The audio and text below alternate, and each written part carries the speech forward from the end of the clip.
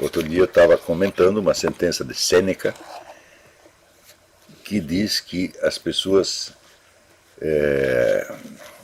esperam gratidão quando dão um presente para você, mas elas não se sentem gratas pelo tempo que elas tomaram de você em troca.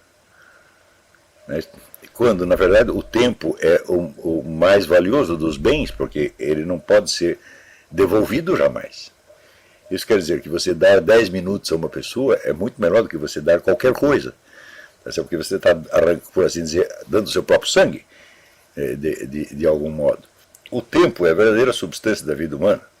Agora, é evidente que os outros tomam o nosso tempo, todo mundo toma o nosso tempo, mas e quanto tempo de você mesmo você toma, tá certo? Tentando alcançar o inalcançável ou evitar o inevitável, sem ter em conta a distinção entre liberdade e natureza. Note que durante as aulas sobre o Louis Lavelle, tá certo? Nós insistimos muito nesse ponto, quer dizer, o homem, ele desfruta, o ser humano, ele desfruta de uma parcela da liberdade divina. Quer dizer, Deus tem a liberdade total, ele faz o que ele bem entender, do jeito que ele bem entender. Ele é criador, quer dizer, não existe um quadro de realidade externo que o limite de alguma maneira, ele mesmo cria esse quadro. E nós nascemos dentro de um quadro pré-determinado, mas que não está completo. Há um pedacinho que nós podemos completar, e esse pedaço nós criamos com total liberdade, nós fazemos do jeito que nós quisermos. Tá certo? Porém, é só uma parte. Vamos dizer, e da nossa própria Constituição faz parte um elemento, vamos dizer, de natureza, um elemento que já está dado e que nós não podemos mudar. Nós não mudamos a nossa estatura, nós não mudamos, vamos dizer, a nossa ancestralidade, tem uma série de coisas em nós que nós não mudamos. Às vezes até para você vencer certos vícios ou defeitos, você pode levar muito tempo e às vezes não consegue vencê-lo, porque tem uma parte que é escrava mesmo, tá certo? Então, mas tem uma parte que é livre, e essa parte é o que decide o que você vai ser. Esta parte que vai criar, vamos dizer, a sua essência biográfica, a sua esseitas, a sua essência individual. Então, a esseitas não é dada de início, tá certo? Pronta. Ela está pronta aos olhos de Deus. Deus sabe o que você vai ser, mas Ele não impõe isso aí para você, né?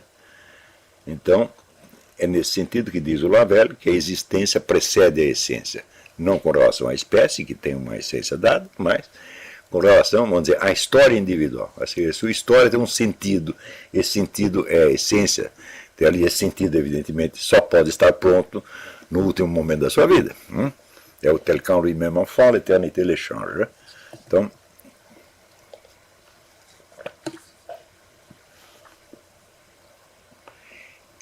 ou seja, os estoicos tomavam essa distinção entre liberdade e natureza como a regra que deveria guiar o indivíduo não só nos seus atos externos, mas na sua vida interior.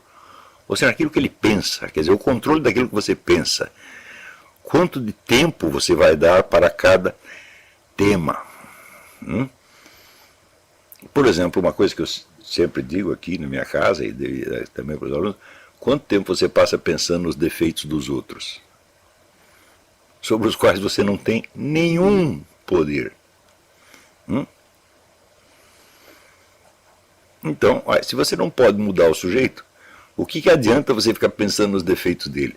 É para você não prestar atenção nisso nem por um único segundo. Então isso aqui seria básico. No entanto, nós sabemos que na cultura brasileira, você falar sobre os defeitos dos outros é quase uma obrigação social. Não é? Então, desde cara, então você tem um impedimento cultural ao exercício de uma condição psicológica básica para o treinamento filosófico, que é, vamos dizer, a gradação do tempo e da quantidade de atenção concedida a cada tema. Se vocês praticarem isto durante algumas semanas, vocês vão ver a diferença que faz. É um negócio realmente brutal. Quer dizer, você tem reservas de inteligência que ficam bloqueadas em troca de você ficar falando de coisas que você não pode, nas quais você não tem o mais mínimo poder de interferência. Isso levanta o problema de como funciona a memória. Né? você veja, o que os neurologistas têm a dizer a respeito é muito pouco interessante comparado com o depoimento de um sujeito que foi durante 7 anos o campeão mundial de memória, Dominic O'Brien. E o O'Brien diz que a memória funciona com base em 3 operações fundamentais, que ele chama associação, imaginação e localização. Ou seja, qualquer dado que você queira recordar para o resto da sua vida, você vai ter que associar a algum outro dado, mediante a imaginação, e localizá-lo em algum lugar do espaço que você conheça. Isso nos mostra claramente que há uma ligação entre memória e espaço. Os antigos oradores greco-romanos já sabiam disso, quando eles criaram aqueles famosos modelos de memória, que eram edifícios, ou um edifício ou uma praça, tá certo? Onde em cada lugar da praça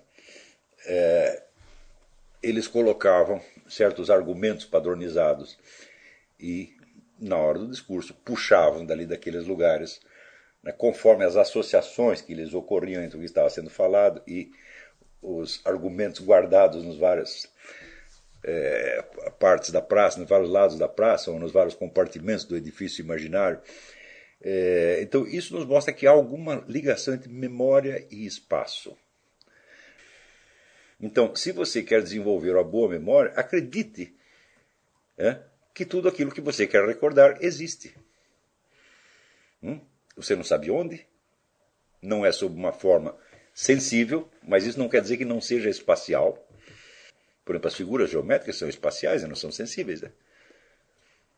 Como as pessoas vivem para a proteção, e como, por outro lado, a proteção não é só proteção física objetiva, mas é, sobretudo, proteção psíquica contra a visão do perigo, do mal, então espalha-se por toda a sociedade uma necessidade absoluta, urgente, de acreditar na estabilidade da própria sociedade como um todo. Então, embora a história dos últimos séculos seja cheia de revoluções, guerras, golpes de Estado, cada um acredita que, no país onde ele vive, tudo permanecerá estável e nada de mal acontecerá ao conjunto e muito menos a cada um dos seus membros. Para sustentar essa crença, ele precisa formar uma ideia da autoridade. Como, ao mesmo tempo, esta mesma sociedade lisonjeia essas pessoas, esses homens vulgares, mediante a crença de que eles são pessoas livres e de que ninguém manda neles, ninguém gosta de confessar que segue um outro, que obedece, ninguém quer ser um súdito, são todos cidadãos. Né?